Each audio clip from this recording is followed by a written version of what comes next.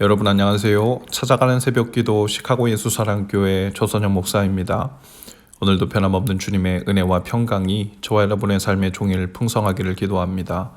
오늘 말씀은 에스라 6장 8절에서 12절까지 말씀입니다. 제가 읽어드리지요. 내가 이제 지시한다. 경들은 성전을 짓는 유다의 원로들을 도와라. 성전 공사에 드는 비용은 국고에서 될 터이니 유프라테스 강 서쪽 지방에서 거둔 세금에서 그 비용을 어김없이 주어서 일이 중단되지 않게 하여라. 예루살렘의 제사장들이 하늘의 하나님께 번제를 드리는데 필요하다고 하는 것들은 무엇이든지 내주어라. 수송아지든지 순양이든지 어린 양이든지 또는 밀이든지 소금이든지 포도주든지 기름이든지 그들이 요구하는 대로 어김없이 날마다 주도록 하여라. 그래서 그들이 하늘의 하나님께 기뻐하시는 희생 제사를 드리게 하고 왕과 왕자들이 잘 살 수 있도록 기도하게 하여라. 나는 또 다음과 같이 지시한다. 내가 내린 이 칙령을 고치는 자는 그의 집에서 들보를 뽑아서 내다 세우고 거기에 그를 매달아라. 그 집은 이에 대한 벌로 거름더미를 만들어라. 어떤 왕이나 어떤 민족이 나의 칙령을 거역하여 이것을 고치거나 예루살렘 성전을 파괴하면 거기에 이름을 두신 하나님이 그들을 없애버릴 것이다. 이것은 나 다리우스의 명령이니 경들은 지체 없이 실시하여라. 아멘. 다리오 왕이 또 조서를 내렸습니다. 하나님의 성전을 건축하는데 다뜨네 등의 페르시아 관리들이 유다 사람들에게 행할 것을 알리는 내용이었죠. 왕의 재산, 곧 그들에게서 거둔 세금 중에서 성전을 건축하는 경비를 다 내주어 그 성전 건축이 멈추지 않게 하라는 것이었죠. 다리오 왕이 이 대목에서 아주 관대하면서도 자상한 인물로 묘사되고 있습니다. 다리오가 이같이 자상하게 명령한 것은 특정한 신의 진노를 면하기 위해서 희생제사가 정확한 절차에 따라 드려져야 한다고 믿었던 고대 중근동의 인식 때문으로 보입니다. 하지만 여기에는 궁극적으로 페르시아의 다리오를 통해 그 뜻을 이루고자 하시는 하나님의 주권적인 간섭과 섭리가 있었죠. 다리오 왕은 유다 백성이 필요로 하는 것은 무엇이든지 공급해 주라고 합니다. 제사 비용도 다 대주라고 하죠. 그런데 그가 내주라고 한 제물의 목록이 흥미로워요. 하늘의 하나님께 드릴 번제, 수송아지, 순양, 어린 양, 밀, 소금, 포도주, 기름. 예루살렘 제사장의 요구대로 날마다 충분히 주라고 명령합니다. 당시 중근동에는 말이나 심지어는 돼지 등으로 신에게 제물을 삼던 민족들이 있었어요. 그러나 여기에 다리오 왕이 직접 언급하고 있는 제물들은 이스라엘의 제사법에 완전히 부합하는 것들만 있습니다. 이는 다리오 왕이 이스라엘의 제사법에 대한 세세한 부분까지 고려하고 있다는 것을 말해주지요. 수송아지는 속죄제, 즉 특별한 때 제물로서 드려진 짐승이었고요. 순양은 속건제 제물 등으로 사용됐습니다. 어린 양은 매일 드리는 번제 제물로 조석으로 각기 한 마리씩 드려지는데 가장 많이 소용되던 짐승이었고요. 밀과 소금과 포도주들은 희생제사, 곧 화제와 함께 드려지던 소제의 제물들입니다.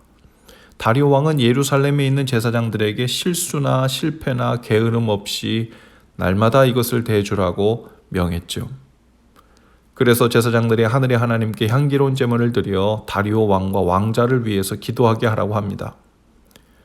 고레스 왕도 다른 민족들에게 자신과 자신의 아들들의 평안을 위해서 각 민족이 섬기는 신에게 기도해 줄 것을 요청한 일이 있었죠. 이렇게 왕실의 안녕을 위해서 왕이 자기가 섬기던 신과 다른 신을 섬기던 사람에게까지도 기도 요청을 하는 것은 고대 중근동의 보편적 관행이었다고 합니다. 그리고 다리오는 이 모든 명령을 행한 후에 아주 중요한 대목의 명령을 첨언하는데요. 바로 그 명령을 누구도 변조하지 못하도록 확실히 해둔 일입니다.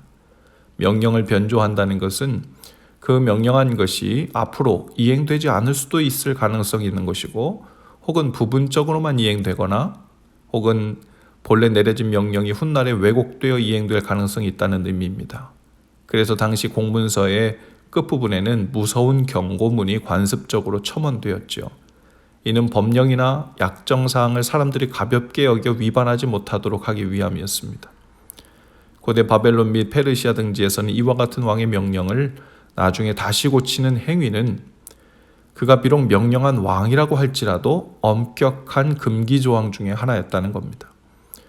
이 명령을 변조하면 그의 집에서 들보를 빼내라고 합니다. 그를 그 집에 메어 달라고 하지요. 그의 집은 황폐하여 거름더미가 되게 할 것이라고 합니다.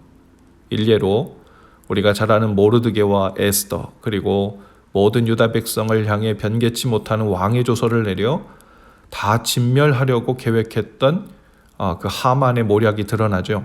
그래서 나중에는 그 하만이 대신 자신의 집에서 장대 끝에 높이 매달리고 그의 집은 황폐하게 된 일이 일어났지요. 바로 이 모든 배경 가운데서 일어난 일입니다. 어쩌면 이렇게 성전 건축을 위해 필요한 것들이 세부적으로 적절하게 그리고 법적인 부분까지 잘 들어맞을 수가 있을까요? 다리오 왕을 통한 하나님의 철저한 섭리하심이라는 것으로밖에는 설명할 수가 없습니다. 우리도 이와 같이 하나님의 우연인 듯 우연 아닌 하나님의 철저한 섭리와 도우심을 경험할 때가 있습니다.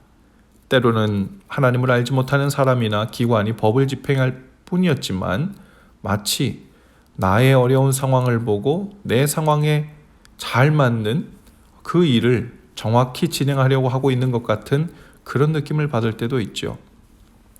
저도 그런 경험이 많은데요. 일례로 저희 이야기를 조금 하자면 저는 14년 전에 한국에서 대학원을 마치고 시카고로 유학을 오게 되었습니다. 저와 아내는 모두 양가에서 처음 믿음 생활을 시작한 사람들이었고 주변에 유학이나 해외 목회에 대해서 어떤 도움이나 정보를 줄 만한 분들이 없었죠. 그런데 마음 주심을 따라 대학원을 마칠 때쯤 기도하기 시작했을 때 학교 교수님을 통해 시카고의 한 목사님을 소개받았습니다. 마침 한국에 잠시 방문하셨을 때 인천공항에서 잠시 배웠던 것이 인터뷰가 되어서 그 교회에서 사역을 하면서 유학의 길을 오르게 된 것이 계기가 되었죠.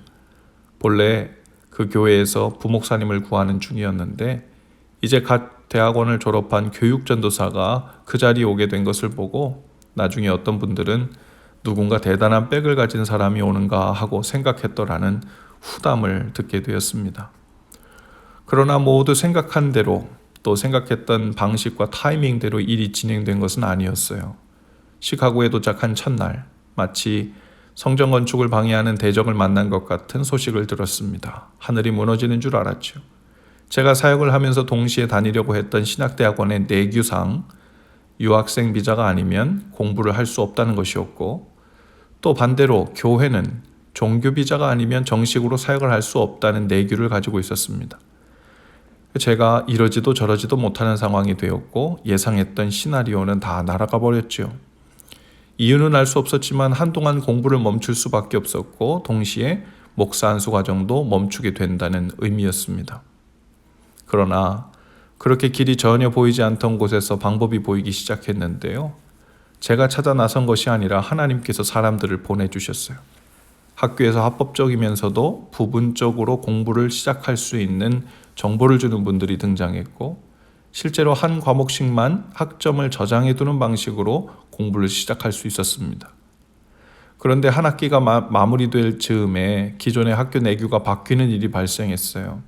제가 아닌 다른 어떤 분의 케이스 때문에 학교에서는 저처럼 종교비자인 사람도 마음껏 공부할 수 있는 데다가 그동안 걱정거리였던 부족한 재정 때문에 재정 보증도 하지 않아도 된다는 소식을 받았고 동시에 한 학기 정식 과목을 공부해서 학점을 받아놓은 상태였기 때문에 그 기록으로 인해 토플 시험을 외부 받는 일도 발생했습니다.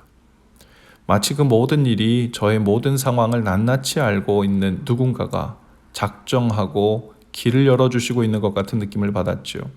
그 후로도 하나하나 간증이 참 많지만 여러분들의 삶에서도 하나님의 이러한 손길이 동일하게 나타났음을 경험하셨을 것입니다. 어쩌면 지금도 어떤 분의 삶에서는 길이 막힌 것 같고 이러지도 저러지도 못하는 것 같아 왜 하나님께서 이 소중한 거룩한 일, 나아가는 일을 방해하는 것 같이 또 상황과 사람들과 형편을 허락하지 않는 것 같은 느낌을 받으며 의아해하시는 분들이 계실지 모릅니다. 또 저 이방의 왕이 나를 그토록 위하려고 법령을 바꾸고 보호까지 해주고 그런 특별한 일을 해줄 리가 만무하지 않은가 하며 소망이 없어 보이는 상황에 계실지도 모릅니다. 그러나 하나님은 우리의 생각보다 크시고 우리의 예상을 초월하여 일하시는 분이시죠. 다만 우리의 신뢰가 필요합니다. 그 신뢰란 감사함으로 뜻을 구하며 오늘 우리가 주님 앞에서 할 수 있는 일을 기대함으로 성실히 감당하며 기다리는 일입니다. 주님은 다시 일을 재개하실 것입니다. 그리고 그 방법은 전혀 새로운 방법일 것입니다. 전혀 생각지도 못한 다 굳게 닫아버린 문들이라고 생각했는데 생각지도 못한 곳에서 다른 문을 여시고는 나중에 이렇게 생각하게 하실 것입니다. 이 문으로 들어오지 않았다면 어쩔 뻔했는가? 내가 고집했던 그 문으로 그 길로만 가려고 했더라면 어쩔 뻔했나 하고 감사하게 될 것입니다. 주님은 늘 그런 분이셨고 오늘도 변함없는 분이십니다. 오늘 우리의 삶, 가정, 자녀들, 또 생업, 관계, 우리의 미래 하나하나도 나만의 개인처럼 일처럼 보이나 모두 하나님 앞에서 적나라하게 드러나고 밝혀져 있는 일이죠. 그 모든 것을 아시는 주님께서 하시는 그 일에 주목하고 성실과 감사로 믿음을 보여 주님의 손길에 동참하시는 저와 여러분 다 되실 수 있기를 주님의 이름으로 축복합니다. 기도합시다. 주님, 오늘도 주님의 손을 보고 주님을 기대하며 하루를 살게 하옵소서. 실수 없으시고 성실하신 주님을 신뢰함으로 감사하게 하시고 오늘 해야 할 일을 성실로 감당하되 그것이 주님을 향한 우리의 믿음의 고백이 되게 하옵소서. 예수님 이름으로 기도합니다. 아멘. 여러분 오늘도 예수 사랑으로 화이팅입니다. 내일 아침에 다시 찾아뵙지요.